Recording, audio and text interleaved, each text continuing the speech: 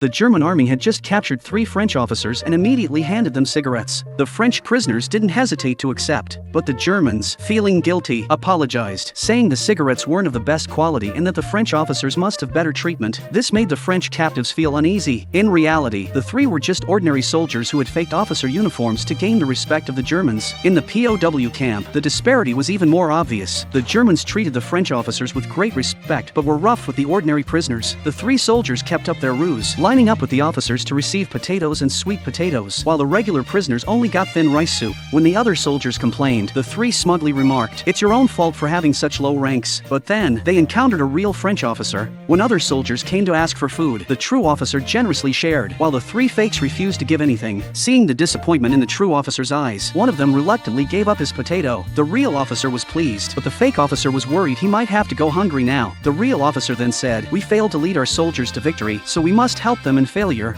One of the fake officers was deeply moved and ashamed of his selfishness, while another tried to console him, saying he wasn't a real officer and didn't have to share food with the others. But the first officer was resolute. "As long as we wear this uniform, we should set an example for everyone, because the others believe we are real officers." However, their deception didn't last long. A general who had been captured recognized that their uniforms didn't match the registry information, and soon their commanding officer was also captured, exposing their true identities. Stripped of their uniforms, the 3 were mocked by the other officers. The true officer, who had been executed for resisting the Germans, was blamed by the others for ruining the agreement with the Germans. Looking at the true officer's body, the fake officers couldn't help but sigh. France's last bit of spirit had been lost.